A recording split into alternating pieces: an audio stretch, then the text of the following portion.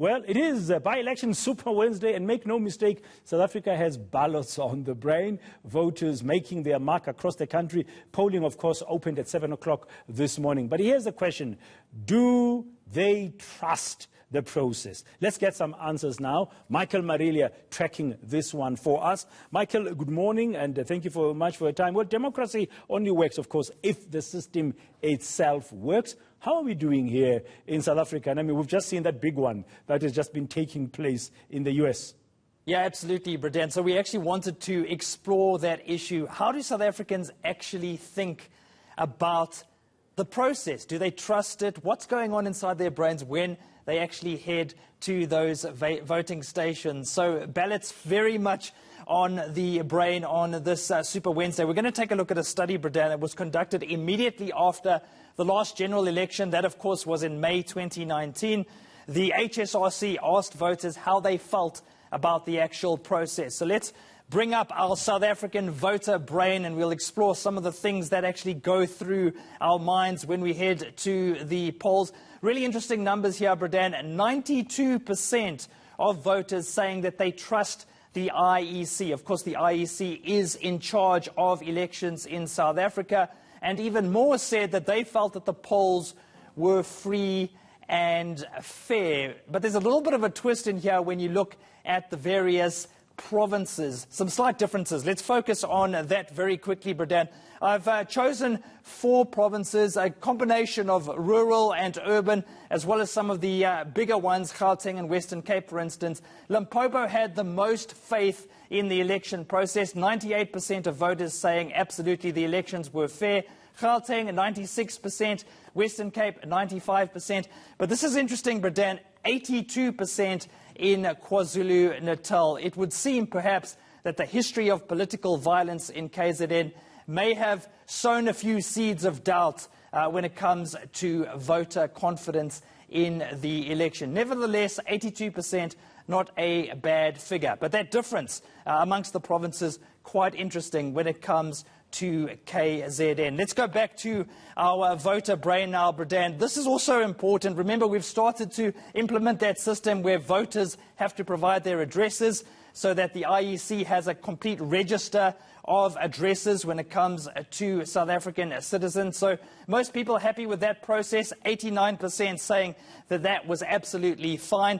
And then when it comes to the vote count, Bradan, around about 8 out of 10 people saying that they were happy with that. Let's delve into that a little bit more. We'll bring those stats up. So people were asked whether they were confident that their ballots would actually be counted properly.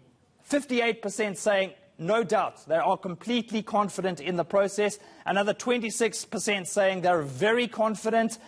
There were some levels of confidence in between, Bradan, but this was quite interesting. Just 2% saying they had no confidence at all. So South Africans very much giving the thumbs up when it comes to the vote counting process, Bradan. Election satisfaction survey 2019, good. And hopefully that's still in the mind this morning as they're going out in this Super Wednesday with more than 100 by-elections taking part in each and every one of the provinces. You know, at least 600,000 people have registered to vote in today's Super Wednesday by-elections, which is brilliant. South Africans want to have their say about democracy in this country. But just across the Atlantic, we just saw that big one, America. There's a lot of controversy surrounding that one. How do we compare with the United States? Well, we've been talking about the South African voter brain. Let's take a look at the American voter brain, Bradan. So this is a study by the Pew Research Center.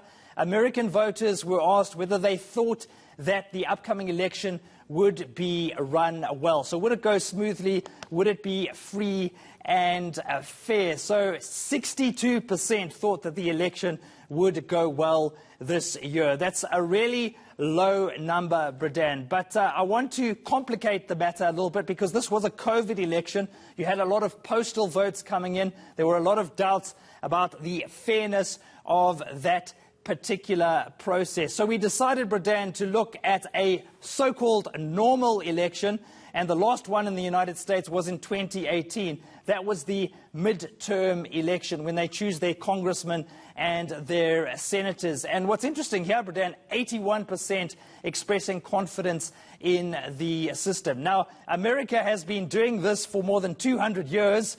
They've had a voting system in place for 2 centuries. We've been only doing it for 30 years, Bradan, and yet it seems our trust levels are higher than those in the United States. Yeah, and I mean, today's Super Wednesday by-elections are because of COVID-19 here, because the IEC could not do much. We have by-elections happening quite regularly in our country. You know, a councillor could die, for example, in a ward, and they need to be replaced. But the IEC is very confident that today it has prepared very well for the Super Wednesday by-elections. The IEC is very confident, but I'm just going to be a little bit naughty and show you someone who is not so confident, and maybe he needs to think again. Let's bring up our tweet by President Donald Trump. He still is the president. He tweeted this in 2015, Bradan, as I have long been saying, South Africa is a total and very dangerous mess.